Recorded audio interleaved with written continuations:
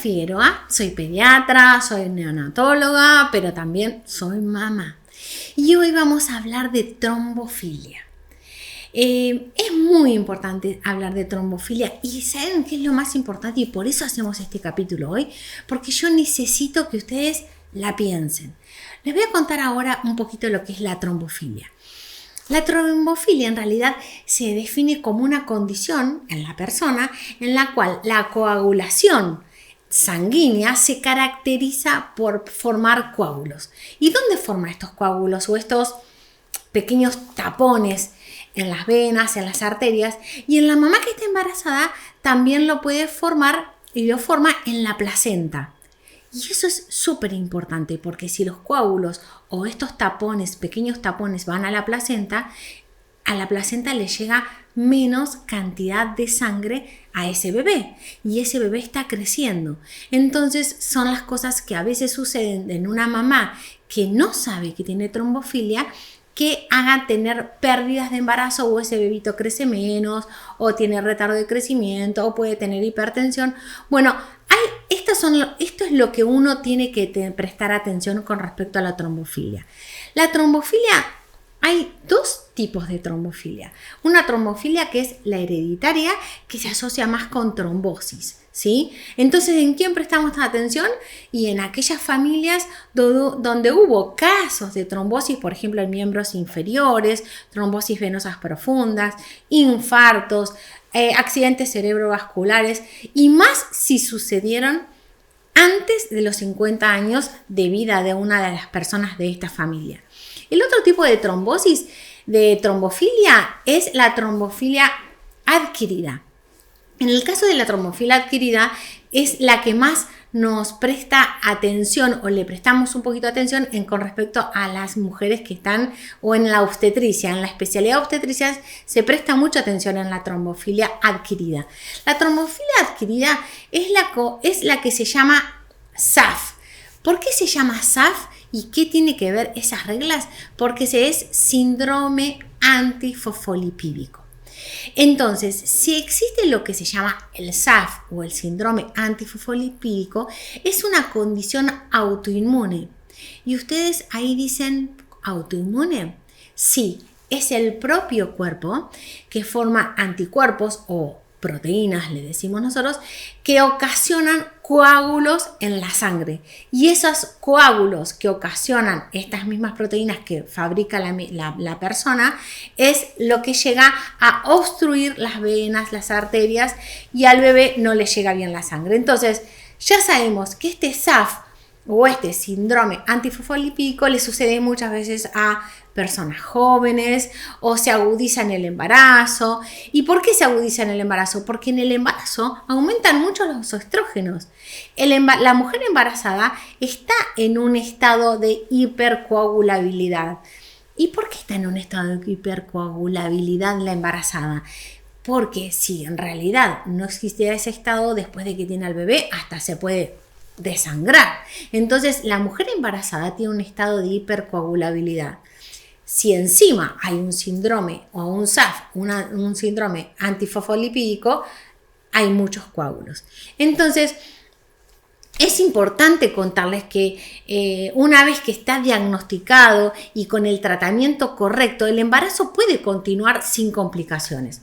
Ahora, ¿cómo se diagnostica?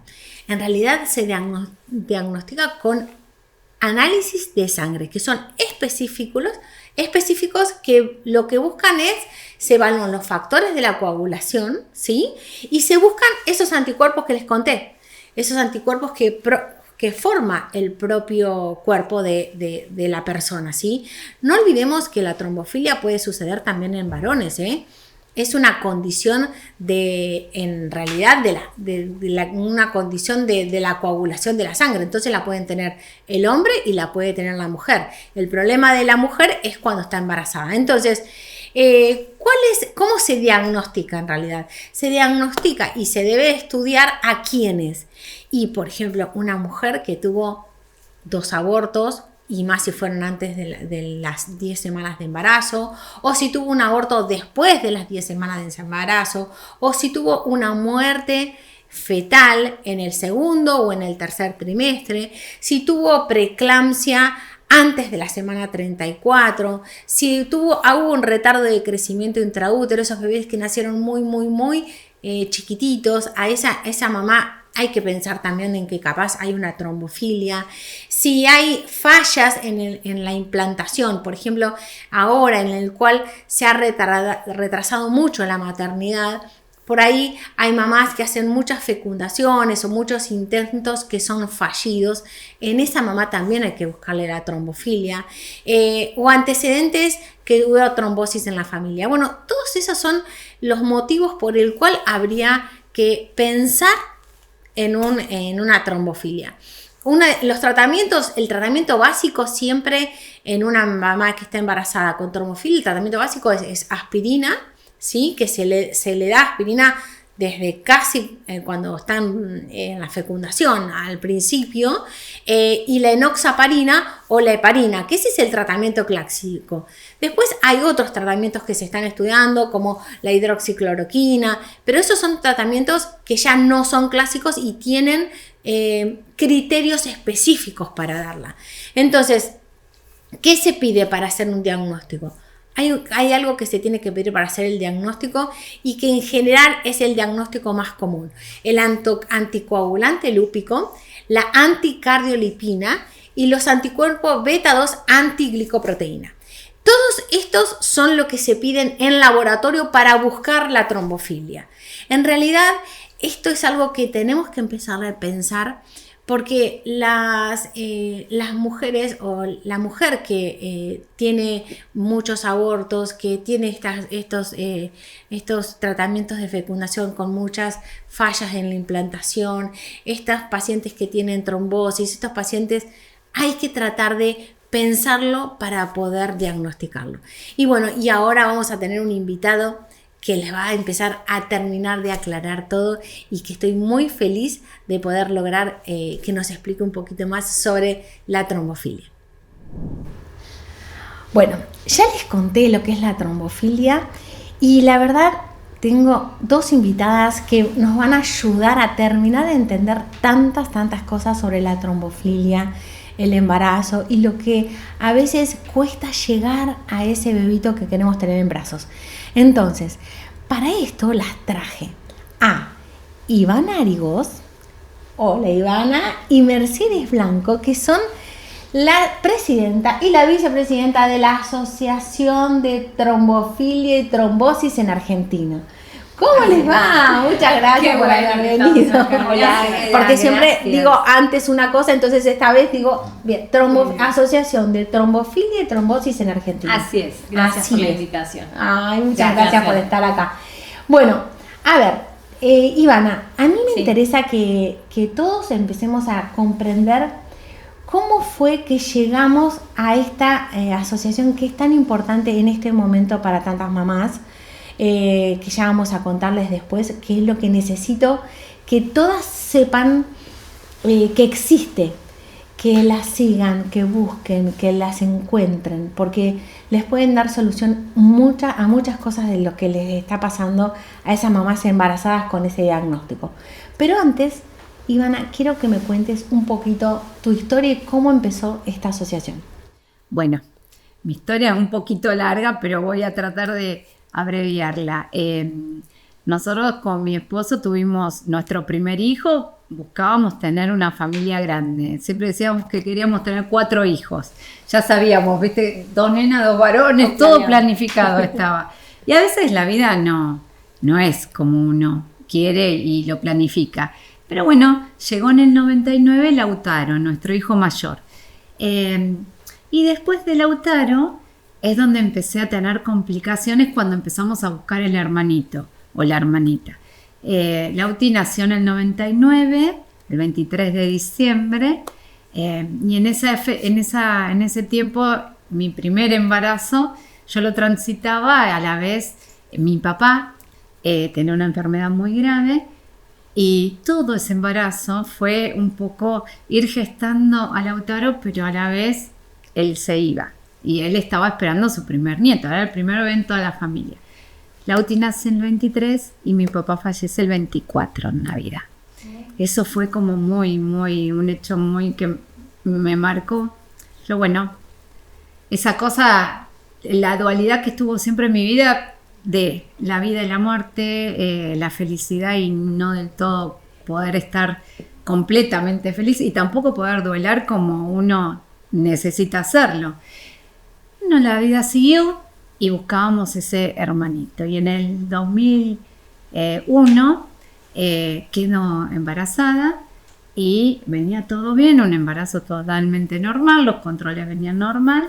Hasta que un día, bueno, llego del trabajo, yo recuerdo que era más o menos 2:30 de la tarde y tomando unos mates y empecé con contracciones muy fuertes.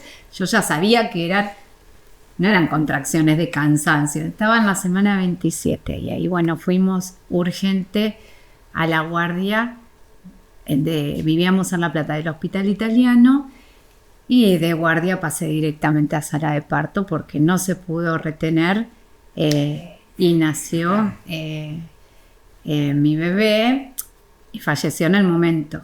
Pero no decían nada. En ese momento, viste, era todo muy diferente, no se hablaba tanto. De hecho, no supimos el sexo en ese momento, sino cuando nos dieron el alta y vimos en la consulta al médico y ahí nos dijo que era una nena. Se iba a llamar Fátima, si era nena, viste, cuando uno ya empieza a elegir los nombres, y bueno... entonces, bueno, yo la llamo Fátima. De ahí nos mudamos a Mar del Plata, ¿viste? Estas cosas de decir, bueno, cambio de aire, cambio de todo va a cambiar y volver a intentarlo. Y en ese volver a intentarlo, yo quedaba muy fácil embarazada, pero se producían los abortos espontáneos también muy rápido. Muchos de ellos llegaba al test positivo o al análisis de sangre, pero... a veces una ecografía, no había latidos o no, y se producía, así pasé 4. Digamos, 4 embarazos perdidos. Ahí sí, 4. Estuvo Fátima de 27 semanas y el resto los perdías en el primer trimestre, digamos. Sí, antes de la semana 10, antes de hacer muchas veces la primera ecografía. Claro. Bueno, siempre me decía el obstetra, ustedes sigan buscando, esto es así, puede ser mala suerte, pero bueno, es normal que las mujeres pierdan embarazo. Yo ya presentía que no era tan normal porque está bien, vos en el primer trimestre puede ser que pierdas un embarazo, pero un embarazo tan avanzado a mí me hacía ruido. Uh-huh. Bueno, seguimos buscando porque era lo que nos decían. Y quedó nuevamente embarazada. Y ahí empezó todo normal. Todo bien, iba avanzando el embarazo, pero te imaginas que los miedos... Era el quinto. Wow. Era el quinto. Ahí... No, era el sexto. Era el sexto. Sí. Entonces la panza crecía. Y ya sabíamos que era un varón. Se iba a llamar Mateo. Y bueno... por ahí en la semana, ya empezaba la semana 25, yo, viste, los miedos que te imaginas. En general es así, digamos, una mamá, volver a pasar por los mismos tiempos. Sí, sobre todo cuando se acerca ese momento que vos ya tuviste una experiencia terrible. Bueno, pero pasó la semana 26, 27 y yo dije, bueno, bien. Pero no, la semana 28 se volvió a repetir, así que urgente a la clínica. Me internaron, me hicieron un cerclaje, zafamos del cerclaje, volvimos y a la mañana siguiente rompí bolsa. Me tienen que volver a llevar al quirófano a sacar ese cerclaje y esperar. Y bueno, en esa madrugada nace nuestro bebé y a los pocos minutos fallece. Y ahí ya el médico dijo, bueno, ahora esto ya no es tan normal. Primero yo sentí que fue un poco reticente con todo el tema, ¿no? Yo no sé qué hizo que dijera, bueno, te voy a derivar, me parece que sé lo que puede estar pasando. Me manda a un hematólogo, el hematólogo me hace los estudios y efectivamente tenía trombofilia. Y tenía todas las trombofilias. Hereditaria, adquirida, todo mal, todo el combo tenía completo. Y ahí cuando me dice trombofilia, yo asocio enseguida en mi cabeza y digo, pero toda mi historia familiar. Mi abuela siempre había tenido trombosis, mi mamá había perdido un bebé, como yo, y había fallecido a la semana, nació prematuro y había fallecido, y mi tío había muerto muy joven, a los 42 años, de un infarto de miocardio, que es una trombosis en el corazón. Y empecé, digo, pero esto, como nadie nunca me preguntó nada, ¿viste? Y bueno, ahí el médico nos dijo, quédense tranquilos, que esto tiene tratamiento con una inyección y va a llegar el embarazo a término, y ustedes van a poder ser padres nuevamente. Bueno. Parecía que se resolvía muy fácil. Sí, parecía re fácil. Ahora tienen que ir durante 3 meses. Lástima que hubo muchos duelos. Sí. Pues estuviste de duelo desde Lautaro. Y sí. Porque el primer duelo fue tu papá. Sí. Sí. Y eso sí. Pero yo recalco siempre que no pudo ser completo, porque uno necesita esos tiempos, ¿viste? Pero estas cosas que te va llevando la vida, que a veces no podés doler totalmente, y algo también te dice que tenés que seguir, obviamente, para adelante, ¿viste? Es la vida misma, es así. Y entonces, bueno, nos dice 3 meses de ácido fólico, aspirina, y después a los 3 meses buscan el embarazo y con el test positivo me vienen a ver. Eso hicimos, pasó exactamente eso y llegamos ahí. Y cuando llegamos con el test positivo, acá nosotros decíamos, bueno, listo, una inyección y se soluciona todo. Lo que también a mí me hacía mucho ruido eso, ¿no? Y llego ahí y me acuerdo que el hematólogo me dice, bueno, ahora te vas a aplicar una inyección todos los días, cada 24 horas, durante todo el embarazo. Como no era una sola, yo ahí como que se me... ¿Viste? Una cosa que digo, todos los días, y sí, te la vas a tener que aplicar vos. Tenés que aprender. Las primeras me acuerdo que me aplicó mi marido, pero yo en un momento me duele, a ver, tengo que hacerlo, y lo hice. Es que tomé coraje y ya estábamos, había que hacerlo, no quedaba otra, había que hacerlo. Y bueno, y así fue que llegó Victoria a nuestras vidas. Victoria, que hoy ya tiene casi 19 años. La historia de Vicky es muy linda porque, nada, seguimos con el mismo obstetra, que habíamos pasado la pérdida de Mateo, y siempre en cada ecografía, te imaginas lo que era entrar, respirábamos todos, el médico también. Acá está, bueno, va a ser nuestra Victoria, él quedó Victoria, obviamente. Y ese parto fue cesárea programada, y en la Clínica Colón en Mar del Plata. Y estaba obviamente yo, pero era todo el equipo, y neonatología estaba, porque estaba de 36 semanas. Y había que ver, venía todo muy bien, nació con 2,9 kilos y no hizo falta que fuera a neo, fue directamente a mamá. Fue con papá y con el hermanito, primera, la llevó papá y después llegué yo a la habitación. Pero realmente el parto de Victoria no me lo voy a olvidar nunca, porque eran 12 personas adentro del quirófano, todo, y era una victoria de ellos también, porque fue uno de los primeros casos con diagnóstico de trombofilia y tratamiento con heparina, y salió exitoso. Así que, bueno, aplaudieron todo, fue muy emocionante, la verdad que sí. Y, bueno, pues llego yo a la habitación y ahí estaban ellos 3, y bueno, era un logro, una victoria de todos, Y entonces, ¿cuándo fue el momento que dijiste, yo tengo que ayudar al resto de las mujeres a que no pasen por esto? ¿O qué es lo que pasó? ¿Cómo fueron las secuencias? Viste, había que yo te contaba que queríamos tener 4. Y bueno, habíamos logrado, dijimos, bueno, aunque sea uno más, intentábamos, ¿viste? Y quedó embarazada. Y en ese momento, por cuestiones que, nada, ¿viste? Cambiamos de sistema de salud, de cobertura, y nos tocaba otra clínica. Entonces, bueno, vamos, nos atiende el médico obstetra de especialista en embarazos de alto riesgo. Vamos con toda la historia clínica, contándole todo. Él dijo, no me quiso dar el tratamiento enseguida. Mira. No, dijo que tenía que tener una consulta con la hematóloga y volver a cero, volver todo de nuevo. Y yo sabía que eso no iba a salir bien. Y efectivamente no salió bien. Hice una preeclampsia y nada, tuvieron que intervenir, me dieron una anestesia general y cuando yo desperté ya no estaba de 5 meses ya de embarazo. Entonces ahí me cayó la ficha y me cayó muy mal.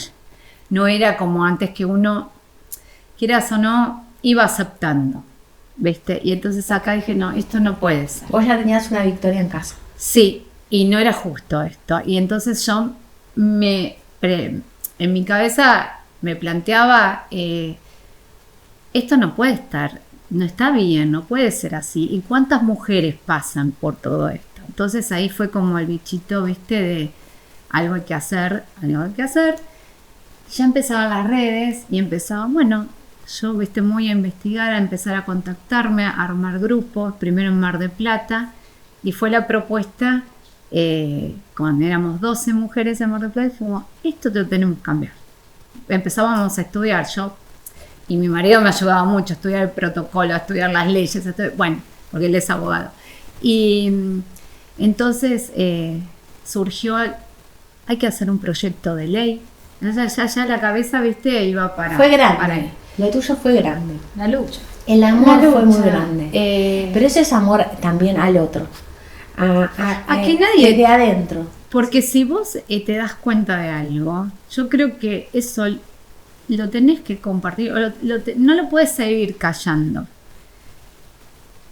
Siempre decimos nosotras que de lo que no se habla, hay que despertar a la gente. No se sabe, no se puede tratar, no. Y encima uno yo no sentía ve lo que no conoce. Exacto, pero además sentía que si yo me callaba, terminaba siendo cómplice de un sistema que es bastante perverso. Sí. Es bastante perverso. Entonces así, se fue gestando esto que hoy somos, que estamos en todo el país, que estamos en Latinoamérica, en España, Estados Unidos. Eso me impresiona. Creció. Porque, eso me impresiona. Claro, porque vas hablando, vas llegando casos, se comunicaban conmigo por las redes, me contaban sus historias, era repetir en cada historia lo que había vivido, muchas.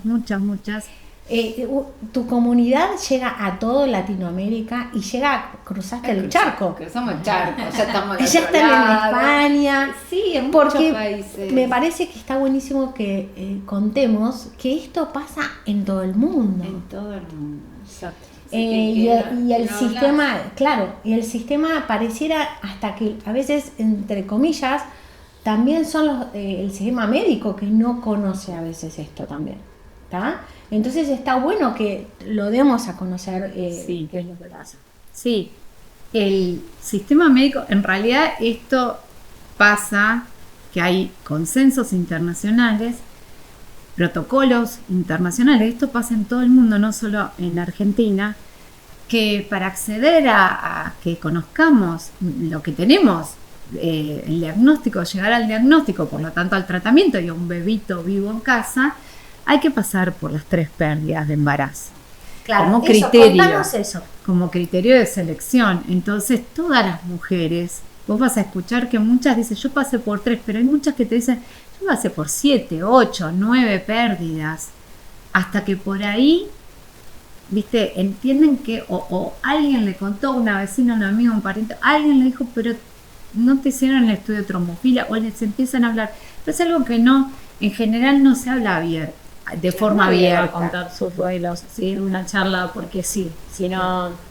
Sí, y convengamos que volvemos a lo mismo, el sistema médico, o el médico, la enfermera, tiene que, como ustedes dijeron algo muy importante, uno no ve lo que no conoce.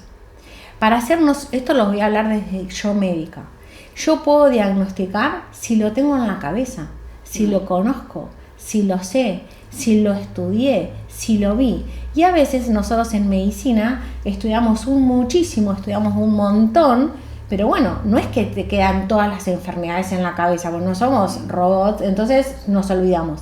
Entonces, dar a conocer, les ayuda no solamente a las mamás que tienen pérdidas, y la idea no es duelar tanto para que a alguien se le ocurra, pará, pobre mujer, ya perdió, vamos a estudiarla. La idea es que todos conozcamos un poquito para que nos, entre comillas, nos avivemos antes y no llegar a esta situación. Sí, vos dijiste algo muy importante.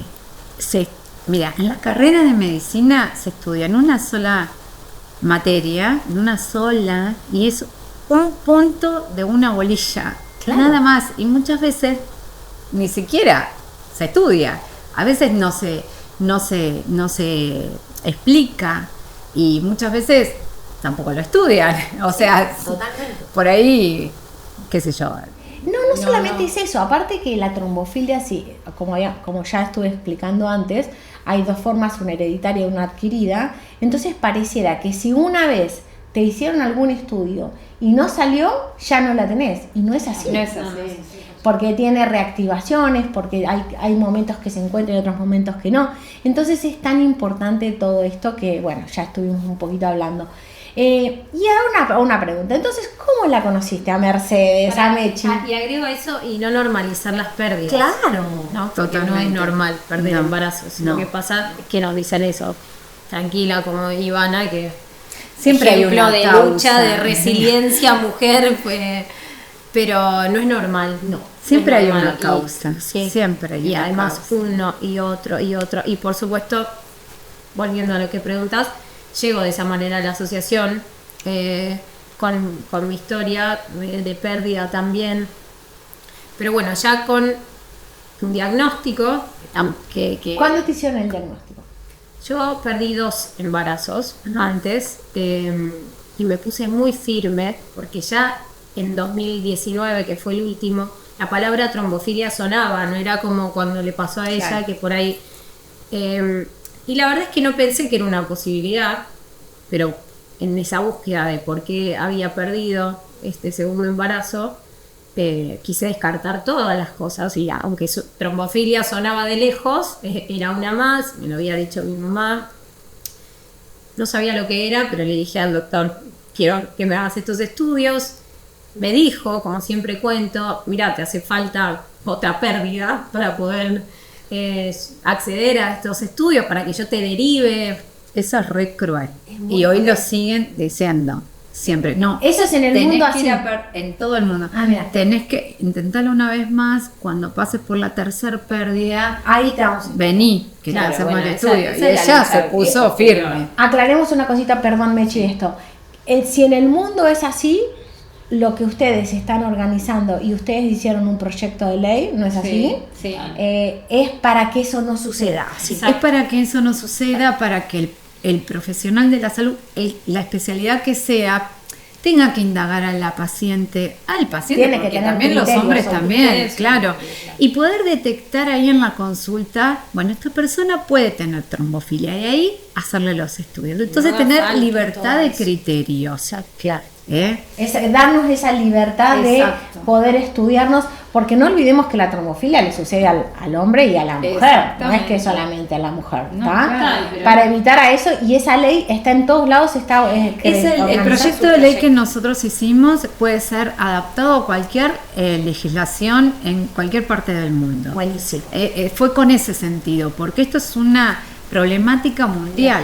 Entonces, creemos que ese era el camino para, bueno, empezar a cambiar las cosas, y que acá hay algo que no está bien y no es justo y no lo quiero decir mal porque entendemos que los protocolos tienen que existir y la medicina, los médicos tienen que seguir un protocolo, pero en ciertos casos no puede ser que la vida sea el precio para acceder a un diagnóstico. O sea, es algo que está... Humanizar la medicina. Exacto, humanizar. Entonces, un grupo, por un consenso, ¿cómo se logra? En un congreso, un grupo de médicos que votan es muy cruel decir, bueno, a ver, que estas mujeres tengan que pasar por 3, podrían haber dicho 5, podrían haber dicho 2, podrían haber dicho 1, no, bueno, establecieron 3. Claro. Entonces es algo que Porque no- detrás que- de eso hay una ser humano. Claro, y fíjate como ella pasó, una pasó, otra pasó. Y hasta que no se levantó y dijo, che, pará. O sea, Hasta acá. Y vos, Mechi, pasaste vos 2 y también. te pusiste firme. me puse firme porque también es chocante que te digan, te falta otra, porque es tanto el dolor emocional, físico, en todo sentido, que vos decís, yo no quiero volver a vivir esto, no sé si lo voy a volver a vivir, pero si lo puedo, como todo lo que yo pueda controlar dentro de esta vida que tanto no se controla, lo quiero evitar, claro, lo quiero ver. Y bueno, entonces ahí el médico, que igual yo lo adoro, muy canchero, porque él fue después. Lo que pasa es que también es como decimos, ellos tienen que seguir un protocolo, pero me derivó a una hematóloga, también en mi corazón, porque fueron las personas que detectaron después la trombofilia. Yo tengo trombofilia adquirida. Bueno, y ahí me dijo ella, me explicó todo el paso a paso, el día que vos quedes embarazada, tenés que la medicación y demás. Bueno, 2020 quedó embarazada de mi hija Guadalupe, que hoy tiene 5 años. Pero en ese momento, pandemia, y yo desinformación, o sea, solo había entendido que tenía trombofilia, pero no sabía lo que era. Buscaba y leía, pero igual no lo entendía porque no es, no sé, no conocía a nadie cerca. Pandemia, Ivana hacía muchos vivos, empecé a buscar por todos lados, me acuerdo que caminaba en una cinta que teníamos y miraba vivos y vivos y vivos, y bueno, y ellos hacían a cada rato. Sí. Entonces, bueno, previo a eso, cuando me quedé embarazada tuve todas las trabas para acceder a la medicación, ¿no? Eso que es un Otro tema, punto sí. importante porque también se vincula con el por qué después nos conectamos. Pero bueno, la heparina es una medicación muy cara. Sí. Más o menos, Mechi, vos que estás en esto, más o menos, por ejemplo, ¿cuánto costaría el tratamiento por mes de una mujer embarazada con heparina todos los días? Y en dólares 1.500. 1.500 Ah, dólares, conversando. más o menos. Sí. Que supuestamente Es una- sería buenísimo que en Argentina, por ejemplo, lo mes, ¿no? cubra la prepaga. Está obligada a cubrir la prepaga, ¿o no? Claro, pero no es tan fácil. No. Claro.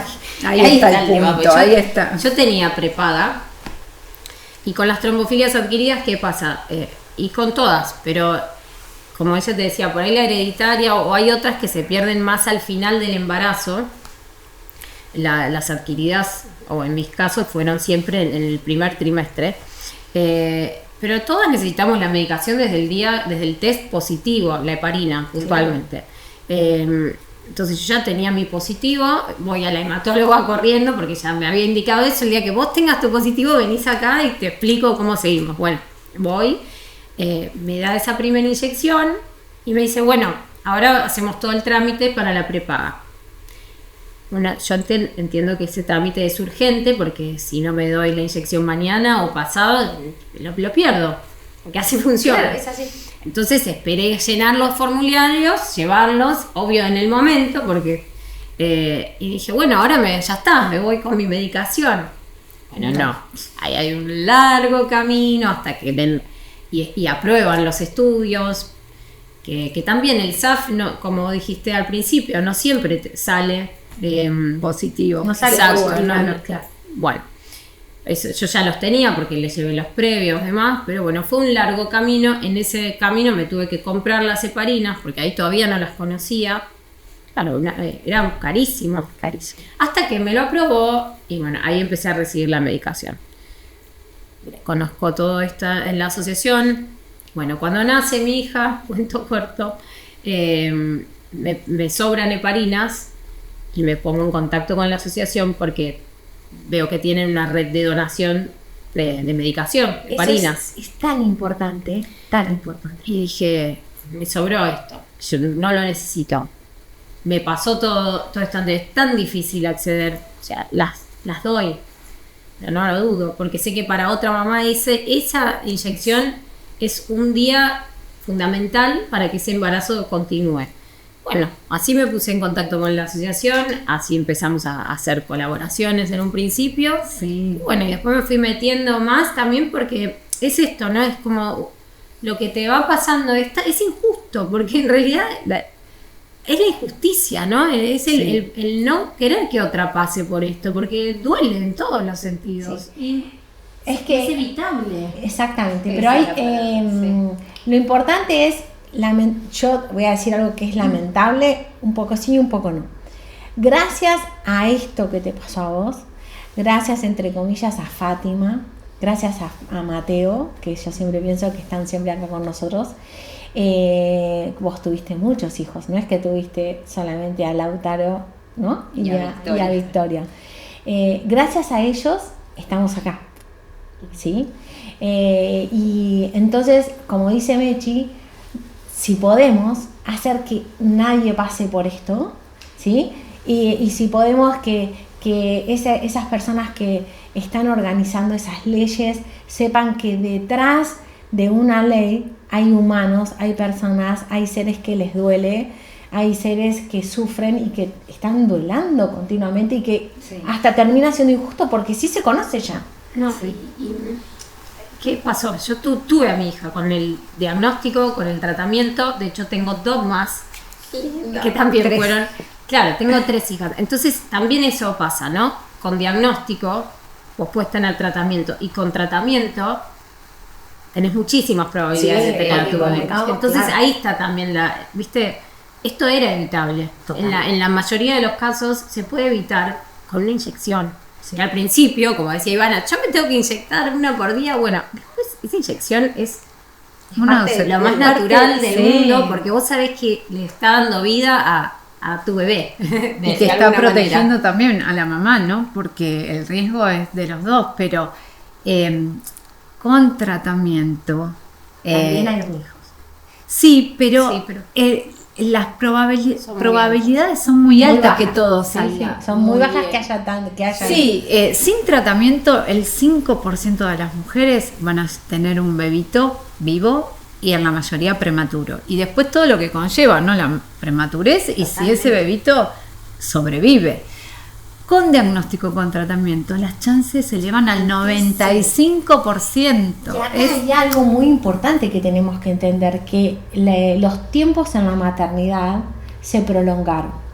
Sí, también. Entonces, si los tiempos en la maternidad se prolongaron y hay mamás que tienen 35, 36, 40 años que están ahí buscando a su bebé, y también entonces, ¿qué es lo que hay ahora en estos tiempos? Hay mucha fecundación in vitro y hay digamos, problemas en la implantación que también se lo tendría que tomar como una pérdida, porque esas mamás también sufren. Entonces, es verdad que está todo dentro de todo este sistema, de esta forma de ser madre o de maternar, que hay que empezar a visualizar.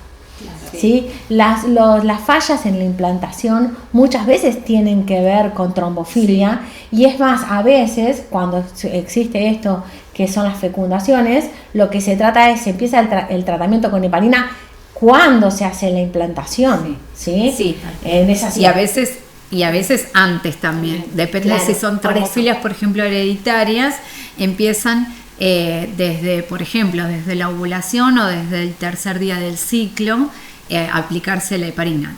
Obviamente que cada tratamiento es un caso particular, ¿no? Pero nosotros en la asociación civil nos habíamos empezado a dar cuenta de que las mujeres eran derivadas muy rápidamente a los centros de fertilidad. Claro. Entonces decíamos, y venían Antes de estudiar la trombofilia. Claro, exactamente. Entonces llegaban y consultaban, y yo tengo fallos de implantación. ¿Y cuántos tratamientos te hiciste? 11 llegaban a decir muchas. Y los años que se pierden, ¿no? La edad fértil de la mujer. Y más el costo económico, físico, emocional. Pero eso es lo que digo, por ahí la trombofilia hay que estudiarla mucho antes. Entonces yo les preguntaba, ¿y qué diagnóstico tenés? No, me dieron, el diagnóstico es infertilidad sin causa aparente. ¿Pero te hicieron el estudio de trombofilia? No. Entonces, como sin causa, hay que descartar también la trombofilia. Bueno, La gran mayoría tenía trombofilia y muchas de ellas con este tratamiento previo hasta han quedado naturalmente embarazadas. Claro, y los antecedentes, hay antecedentes como refería al principio, con respecto a las hereditarias, trombosis hereditarias, que tuvieron ACV o trombosis en miembros antes de los 50 años o algún fallecimiento, como tuviste vos en tu familia. Sí, totalmente. Eso es importantísimo, que eso cuando nosotros decimos que El criterio. claro, exacto, que el médico interroga al paciente es, bueno, preguntar los antecedentes familiares, preguntar también si tiene ya un diagnóstico de alguna enfermedad autoinmune, Claro. que puede estar asociada a la trombofilia. Hipotiroidismo, el ojo seco, endometriosis. Que viste que por la endometriosis van muy directo a tratamientos de fertilidad, pero no se descarta, no se estudia la trombofilia. Entonces todo eso es muy importante y ahí estamos con la ONG difundir, dar a conocer todo esto es importantísimo, porque ahí es donde, bueno, la paciente tiene información y es importante informarse. Exactamente, porque vos lo que no te pregunta el médico, tampoco, o sea, nosotras ya venimos con esto, pero si no, claro, es normal, o sea, vos confiás, vos no se te ocurre, confías, pero si exacto. indagan un poco, porque lo mismo el SAF o la trombofilia adquirida, mi mamá también perdió un embarazo de 5 meses, no sé, nadie me preguntó jamás nada de mi historia familiar. Exactamente. Y bueno, después volvió a pasar en la familia. No sé, o sea, hay siempre algo dando vueltas que se puede detectar. Entonces, nuevamente, es la injusticia y la necesidad de dar a conocer para Perfecto. que sepan. Y esta asociación, que están ustedes trabajando tanto, que cruzaron el charco, que están en España, que están todo en Latinoamérica, que está buenísimo. Han hecho ya, yo sé de una película anterior que fue Doménico, y ahora hay una película nueva. Me encantó el nombre igual, Mala Sangre. A ver, ¿me cuentan de Mala Sangre? Es una peli documental que lo mismo busca visibilizar las fallas del sistema de salud público y privado, porque esto también no lo hemos dicho, pero el problema no es para alguien en particular, es una falla de sistema. Y bueno, buscamos con el documental visibilizar esta problemática, hablar. ¿Qué problemas, no? Exactamente, no solo, bueno, mala sangre en sí por la condición médica, ¿no? Y por tanta mala sangre que nos hace pasar el sistema de salud, esas renegadas, esas injusticias, bueno, el ir a golpear, al pedirle a la cobertura, al hospital y que no hay respuestas. El tiempo que corre. corre. Al político de turno, a todos, en todos lados es lo mismo. Claro, no hay un culpable acá. Es un sistema general que debería cambiar y nosotros con la asociación civil por eso trabajamos tanto para lograr que se implementen políticas públicas en salud preventiva, porque acá llegamos cuando es tarde, cuando está el incendio, ¿viste? Como los bomberos, siempre digo lo mismo, pero porque es muy gráfico. Verdad, apagar el fuego. Apagar el fuego y esto se puede prevenir, ese es el mensaje. Y además, bueno, lo que es la difusión, lo que es la red de donaciones, asistir con la medicación, asistir muchas veces hasta en el diagnóstico, ¿no? Ni hablar de lo que es la salud mental. Y bueno, con todo un poco, en realidad intentamos desde ver a la mujer y su familia de una forma integral y en todo lo que podemos ayudar, que sabemos por experiencia qué es lo que se vive, qué es lo que duele, qué es lo que falta ahí.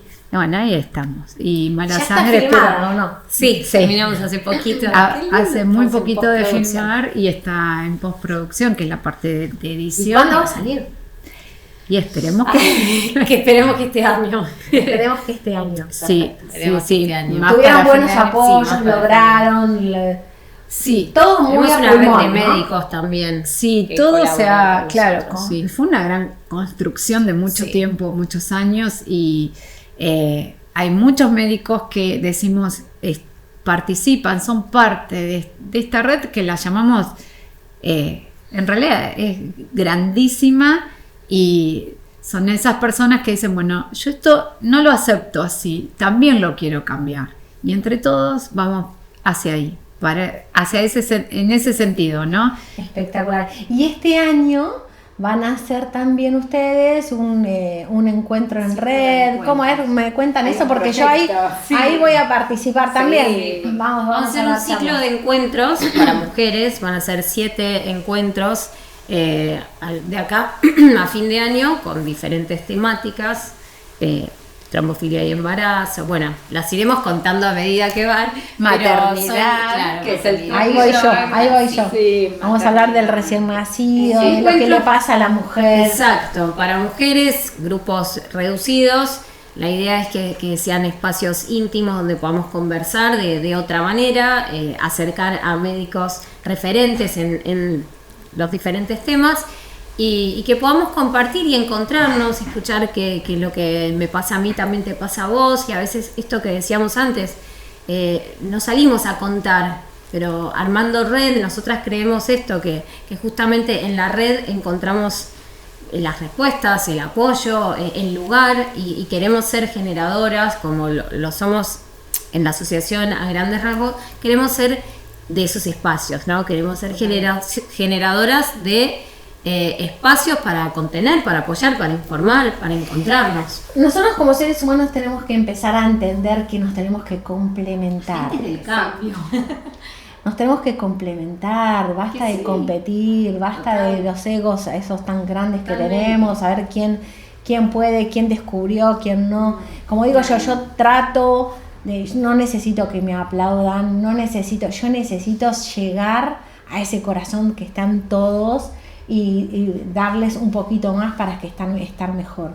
La verdad es que lo que hacen ustedes es grandioso. Ojalá que muchas empresas digan, bueno, le voy a donar por mes tanto dinero para que esto podamos llegar al mundo entero. Yo siempre, mi objetivo como Neo en Casa siempre es llegar a todas las mamás del mundo para enseñarles a ver que juntos podemos más, una mirada más simple. A este sistema médico tratar de darse cuenta que detrás de lo que vemos, detrás del síntoma, hay una persona que le duele. Y una familia. Hay una familia, hay dolor, yo siempre les voy a contar, yo siempre un montón de veces en un montón de charlas, y vamos a hacerlo acá, yo les digo, cuando hago charlas para algunos médicos, digo, si yo les digo esta mano, ¿qué número les dice esta mano? Entonces algunos me dicen 5, otros me dicen una mano, y yo le digo, no, esta mano significa 9, porque hay 5 dedos, pero hay 4 espacios. Si no tuviéramos espacio, no sería mano. Quiere decir que detrás de lo que vemos, y es lo que tratamos de hacer nosotros, hay una persona que le duele, que tiene una historia, que tiene mucho amor o mucha angustia. Y eso es más o menos lo que les pasa a ustedes ahora. Quieren hacer. Entonces tratemos de seguir con esa medicina antigua que es la de prevenir. Esa medicina que decían, tomate un té de tilo en vez de tomarte un diazepam o un ribotril ¿sí? Volvamos a esa medicina que es más natural. Volvamos a eso. Y esto, que juntos somos mucho más fuertes, mucho más grandes, hablamos mucho más alto. Sí. Nos escuchan más. Nos escuchan. Yo creo que siempre me preguntan, como preguntaste vos, la historia personal, y entiendo que de una historia personal surgen cosas, pero siempre insisto que esto es de todas y nos pasa a todas. Por ahí uno habló, dos hablaron, pero ¿para qué? Para que todas esas nos transformemos en una voz inmensa, porque uno puede tener mucha voluntad, ¿no? Pero sola no podés hacer mucho. Entonces todo esto tiene que ser colectivo, grande, inmenso, para que realmente cambie, porque si no te transformás en una que fue, golpeó una puertita, habló, pero no. Por eso no le ponemos un nombre propio, somos todas juntas, sí. Y el proyecto, que es muy lindo, se llama Nosotras en Red, por eso mismo. Buenísimo. Bueno, igual, yo personalmente, Neon Casa, te agradece, Ivana, el origen. De afuera, y uno tiene que aceptarlo así, porque hubo un origen. Total. Y no hay que, entre comillas, ¿no? eso, claro. Así que yo te agradezco eso. Y ahora somos todas. Somos todas. Ahora Siempre el mensaje fue: esto es una causa que tiene que trascender. Las personas estamos de pasota en este mundo, Sí, pero bueno, definitivamente. tiene que trascender. Y ese tiene que ser el mensaje, que no dejen de hablar, no dejen de informar, no dejen de difundir y de llevar la voz de mucha gente que por mucho tiempo estuvo silenciada. Entonces, adelante con eso. Y no, las agradecidas somos nosotros, porque este espacio... No, este Imagínate espacio lo para que todos. nos ayuda Está para- buenísimo. Bueno, para entonces, informar. pidamos a las empresas que las ayuden. Por favor. Pidamos que hagan, aunque sea una donación por mes, pero tratemos de visualizar todo esto. Digamos a todas las personas del mundo que se comuniquen con ustedes, que hagan comunidad, que ojalá que esto llegue acá a Rincón. Y bueno, y vamos por esa película. Vamos por esa película, Mala Sangre. Gracias por la invitación. Qué Gracias. placer. ¿Ves? Hacemos red. Hacemos red. Chao, chao.